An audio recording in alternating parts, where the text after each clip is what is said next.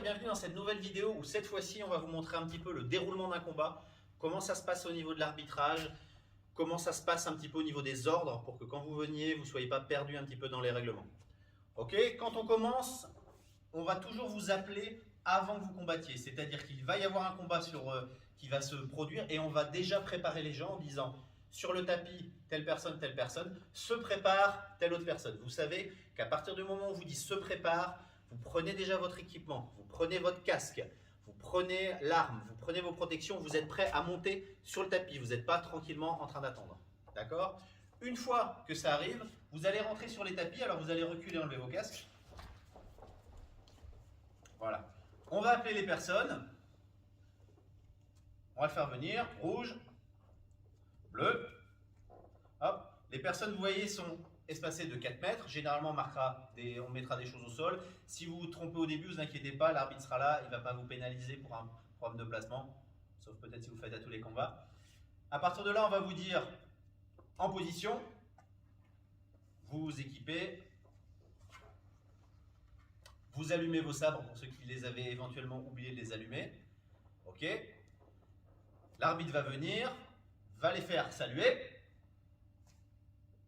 Saluez-moi. En garde. Ok. Les personnes prennent les gardes qu'ils veulent. Garde kendo, garde escrime. Peu importe de ce côté-là. On n'a pas de, voilà, il n'y a pas de règle forcément absolue. Ok. L'arbitre se met bien au milieu pour éviter qu'ils combattent. À chaque fois, pour l'aider à arbitrer, il y aura des arbitres de coin qui vont pouvoir lever les drapeaux pour donner les touches. Ok. L'idée du combat, c'est qu'il soit le plus fluide possible. L'arbitre essaye de donner ses points sans interrompre le combat. Si jamais il est obligé parce que ça part vraiment, ça devient très brouillon, il interviendra quand il sent qu'il en a le besoin ou qu'il y a une sortie de tapis ou quelque chose qui risque de mettre en danger un des deux combattants. À part ça, il les met en position, il vérifie qu'ils sont prêts. Commencez! Rouge.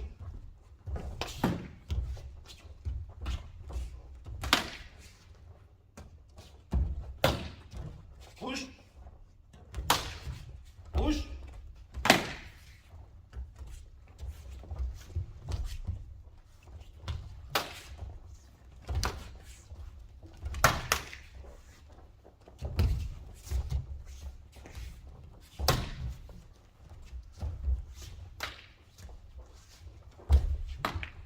Rouge.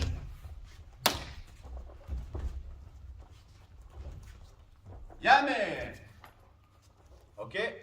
Généralement, désolé, réflexe de mots japonais, généralement la personne dira toujours commencer, stop, le dit soit en français, soit en anglais. Si jamais en tant que combattant, vous voyez que l'arbitre se met au milieu et a le réflexe de dire Yame, vous savez, il s'est trompé. Donc vous savez qu'il faut s'arrêter à partir de ce moment-là. Vous avez remarqué qu'il y a certaines touches que j'ai volontairement pas comptées. Les petits coups qui viennent juste frôler le bout des doigts, mais on voit qu'il y a eu, voilà, c'était pas très net comme frappe. Un arbitre, et pareil, les gens qui décident sur les côtés peuvent décider de dire ouais, c'était pas très net comme frappe, je la compte pas.